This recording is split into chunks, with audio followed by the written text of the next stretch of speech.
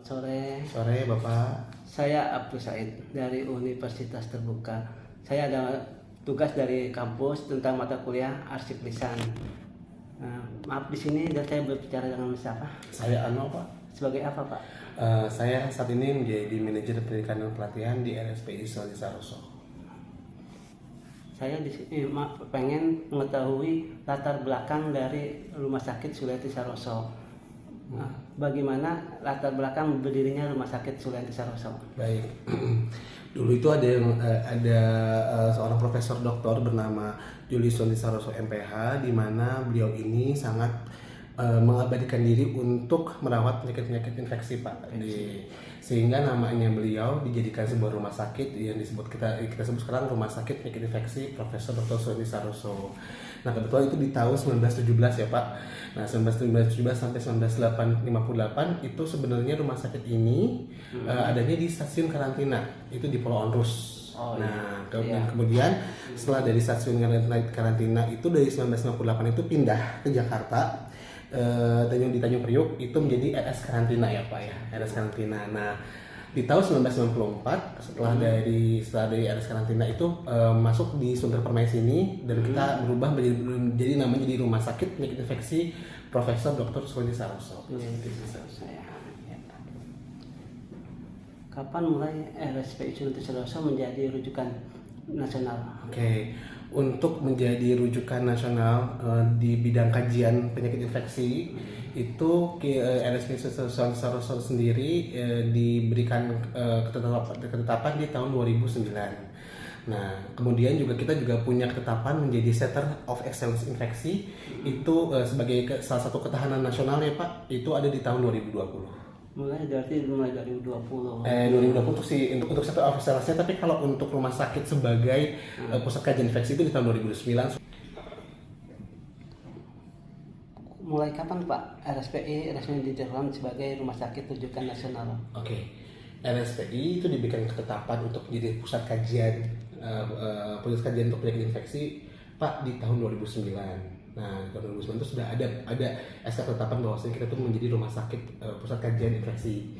Nah, tapi di tahun 2020 juga kita dapat SK kembali sebagai Center of Excellence penyakit infeksi, di mana menjadi salah satu ketahanan nasional untuk penyakit infeksi di tahun 2020. Ada faktor utama apa yang membuat rumah sakit ini layak menjadi rujukan nasional? Oke. Kalau ditanya faktor utama apa, sebenarnya ada di RSPI Sulianti Saroso sendiri kita memiliki ruang isolasi yang memang benar-benar mempunyai ruang isolasi yang memang terstandar internasional, di mana kami pun juga mempunyai layanan layanan unggulan yaitu penyakit infeksi emerging, dan kami pun RSPI Sulianti Saroso itu menjadi rumah sakit pengampu untuk penyakit infeksi emerging Pak, sehingga kalau dikatakan layak sebagai menjadi pusat rujukan nasional ya, karena memang kami memiliki SDM yang cukup untuk penyakit infeksi ini. Kita juga punya dokter penyakit dalam yang memang memiliki KPTI atau dia juga menangani infeksi penyakit tropis. Dokter anaknya juga sudah ada. Kemudian juga kita juga mempunyai juga ruang isolasi yang baik, sehingga layak untuk dijadikan sebagai pusat infeksi nasional.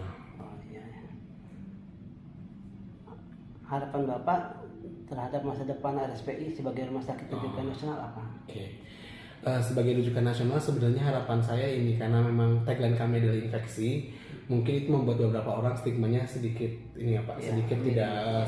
takut datang ke RSPI. Padahal sebenarnya rumah sakit ini menjadi rumah sakit yang menerima pasien umum, di mana semua pasien sebenarnya berhak untuk datang ke sini, tidak harus infeksi. Betul.